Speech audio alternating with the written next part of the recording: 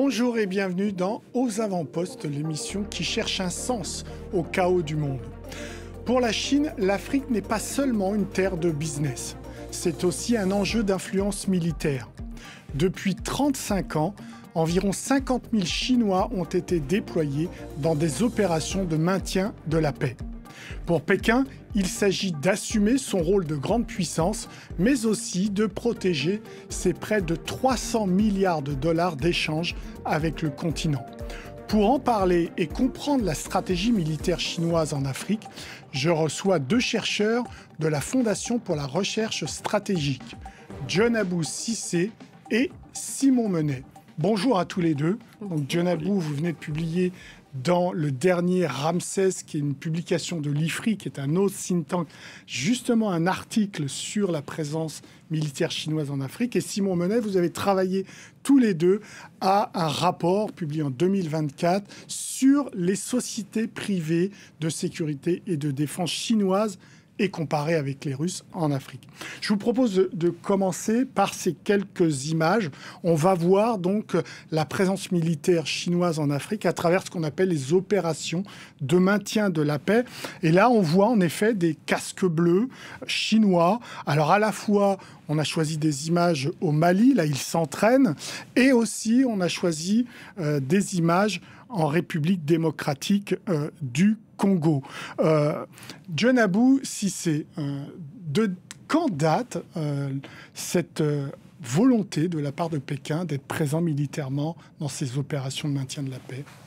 Depuis le tournant des années 2000, en réalité, ça a été vraiment le moment pour Pékin d'affirmer, comme vous le disiez, son rôle de grande puissance, mais surtout de consolider sa stature internationale comme un acteur de sécurité responsable. Donc, en cela, l'Afrique a été un peu un terrain d'expérimentation, un espèce de laboratoire pour lui permettre justement de légitimer sa présence sécuritaire sur le continent, mais aussi de perfectionner ses techniques, puisque les OMP sont utilisés comme un levier de formation professionnelle. Alors les OMP, c'est... les opérations de maintien de la paix, pour justement permettre aux forces chinoises de se familiariser aux pratiques des armées étrangères, en particulier occidentales, et donc de se familiariser à leurs méthodes.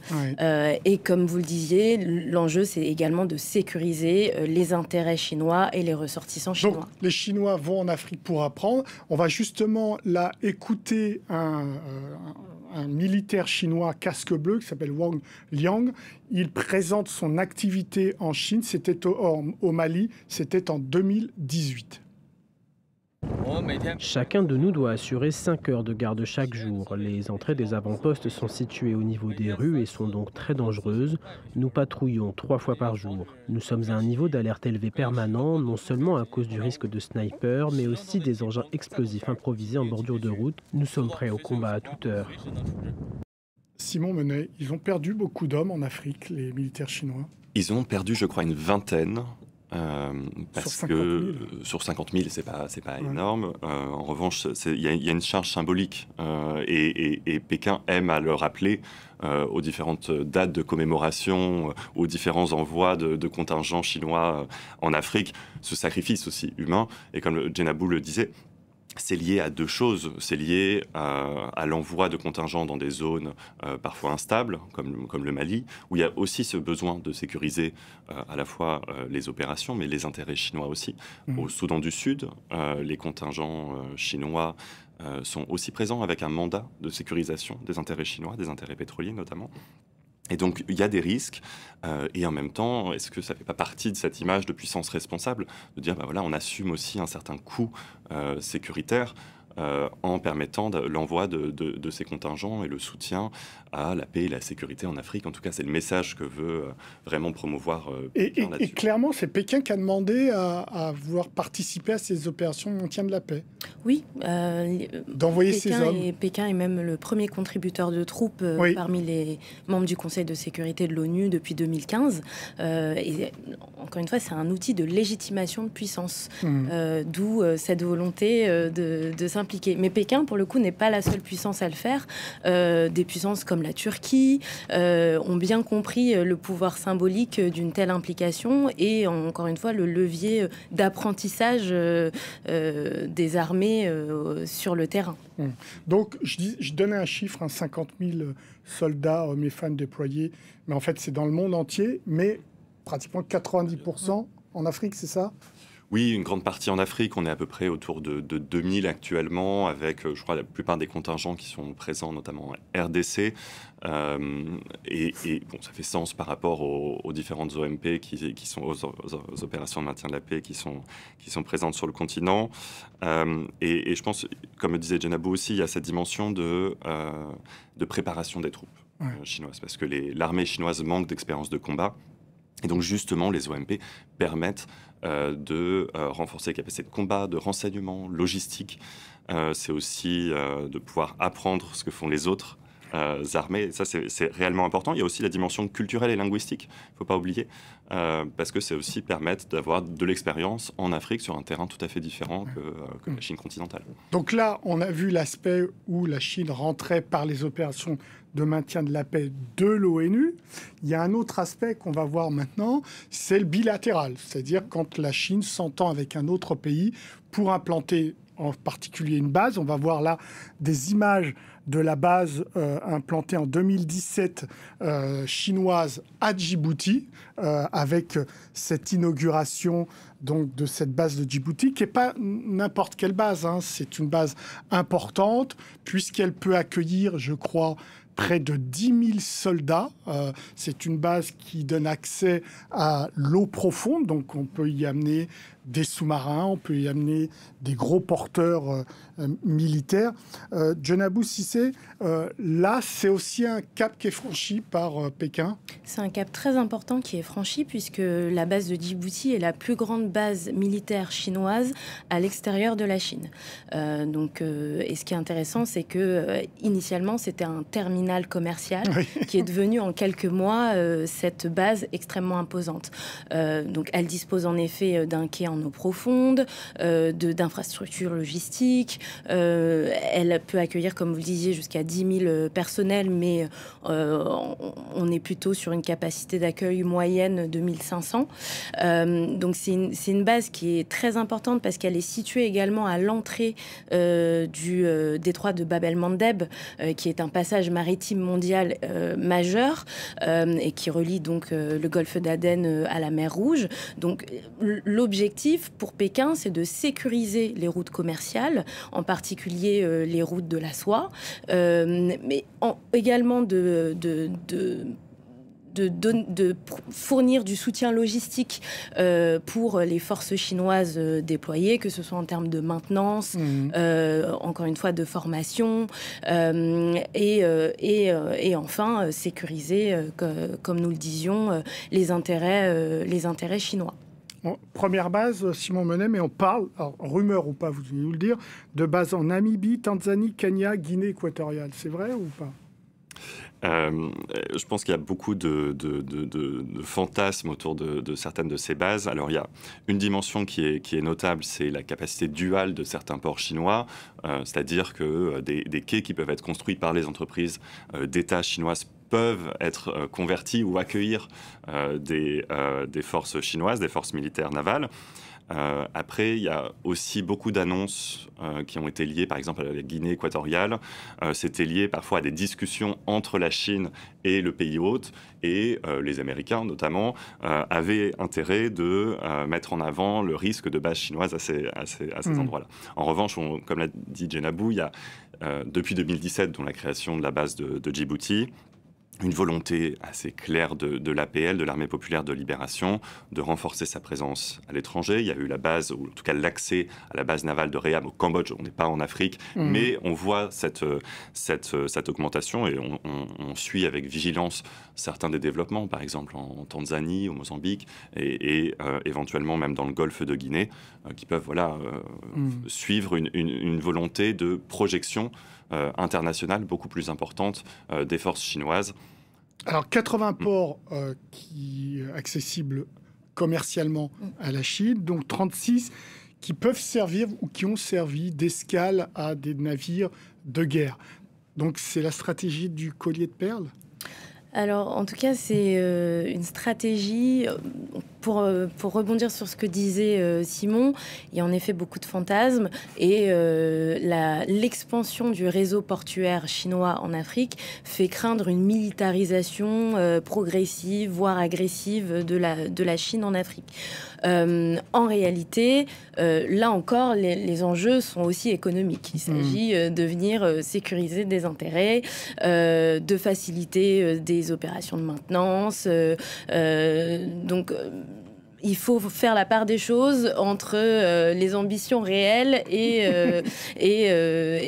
donc les craintes qui peuvent susciter que peuvent susciter cette stratégie. Maintenant, cela ne veut pas dire que il n'y aura pas du tout d'autres bases en Afrique dans les prochaines années. À surveiller. Donc, oui. Troisième aspect qu'on va voir là de lien entre l'aspect militaire des Chinois en Afrique, c'est évidemment les exercices communs. Alors donc, il y en a eu, là on va voir des images en 2022 et 2023 entre la Chine, mais là, la Russie et aussi donc l'Afrique du Sud. Est-ce que, Simon Menet, cet aspect-là des exercices communs, est-ce que c'est critiqué en Afrique ? Alors, est-ce que c'est critiqué? Je pense que Djenabou aura plus d'informations que moi sur la perception des États africains vis-à-vis de ces exercices. Ce qu'il faut voir, c'est que ça fait partie de cette diplomatie militaire qui s'est accélérée après l'ouverture de la base de Djibouti en 2017, que cet exercice Afrique du Sud et Russie fait aussi partie d'une recomposition de certaines forces au niveau international, avec aussi ses liens avec les BRICS, etc. Et que ça fait partie aussi d'exercices de plus en plus importants que la Chine mène en Afrique. Je pense aussi à l'exercice en Tanzanie, qui avait été important et, dans le domaine antiterroriste, lié aussi à un centre de coopération que la Chine a financé et mis en place. C'est pas anodin. Et la projection de capacités aéronavales et surtout aériennes dans le cadre de cet exercice, c'était la première fois que ça s'est passé. Donc c'est quelque chose à suivre et qui est très important. Djenabou, comment c'est ressenti en Afrique, ça? Oui, alors, deux choses. D'une part, ce qui est intéressant dans les discours qui sont portés par les trois puissances, en réalité, c'est qu'il s'agit juste d'exercices entre amis. Donc, on a quand même tout un volet de cette coopération qui est bien perçu localement, puisque ça s'inscrit pleinement dans cette coopération sud-sud, comme le disait Simon avec les BRICS, et dans cette volonté de la part de plusieurs puissances de réformer l'ordre international et justement d'être moins en moins dépendant des rapports de force occidentaux. Donc ce renforcement de ces coopérations avec des puissances comme la Chine et la Russie sont assez portés favorablement localement. Maintenant, il est vrai que la présence chinoise suscite de plus en plus de critiques, mais voilà, ça reste marginal. Mais ce sera davantage lié à l'exploitation des sites miniers, par exemple, qui peuvent notamment entraîner des violations environnementales ou de droits humains. Il y a eu également énormément de critiques par rapport au prétendu piège de la dette. Mais bon, Pékin s'est adapté et a énormément réduit les prêts accordés aux pays africains depuis 2017, en réalité. Et donc oui, il y a des méfiances locales qui croissent, mais on est tout de même dans un contexte de réduction de la dépendance vis-à-vis des puissances occidentales et donc un discours, un narratif qui est porté en faveur de ces coopérations sud-sud. Coopérations qui vont plus loin que le militaire, qui vont aussi dans le policier, Simon Menet. Oui, tout à fait. Et je pense que c'est là où la Chine est en particulier très attendue. C'est dans le domaine de la coopération sécuritaire policière, de la sécurité intérieure, de la sécurité des régimes. C'est une priorité pour Pékin, d'ailleurs même encore plus importante que la sécurité militaire. Et on voit la Chine très active à la fois au niveau multilatéral, au niveau de l'Union africaine ou de certaines organisations régionales, et au niveau bilatéral, où la Chine va former de plus en plus de policiers des pays de la zone. Je pense particulièrement, par exemple, en République centrafricaine, la Chine a formé des commandos de la garde présidentielle. Elle forme la police des chemins de fer, lorsqu'il y a un chemin de fer qui est construit par la Chine au Kenya, par exemple. Et ça, on voit vraiment une offre chinoise qui se renforce beaucoup, qui s'appuie sur les académies de police en Chine, et également sur des centres de coopération qui sont mis en place. Je mentionnais la Tanzanie un peu plus tôt sur le contre-terrorisme, mais il y a aussi en Éthiopie où un centre de coopération bilatérale est en projet en matière policière, et ça a un impact vraiment très, très profond aussi, parce qu'on touche aux questions de droits de l'homme, aux questions de surveillance, aux questions régaliennes assez fortes. Et là, pour aller dans la continuité, quatrième aspect donc, de cette coopération sécuritaire et militaire entre la Chine et l'Afrique, c'est la présence en Chine d'un certain nombre d'entreprises de sécurité et de défense privée. On va voir là une cartographie de la présence de ces sociétés de sécurité privée chinoises en Afrique. Alors plus c'est sombre, plus il y a donc d'acteurs chinois présents dans les pays. On voit à peu près qu'ils sont présents partout. Vous avez fait une étude tous les deux sur ce phénomène que vous avez comparé aussi aux entreprises de sécurité privée russes. Qu'est-ce qui distingue l'approche chinoise ? Alors, si je peux donner déjà un contexte général avant de laisser Simon préciser certaines choses. Donc, en effet, la Chine dispose d'une vingtaine d'entreprises de sécurité privée sur le continent dans une trentaine de pays.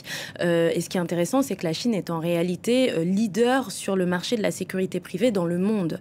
D'où cette présence également sur le continent africain.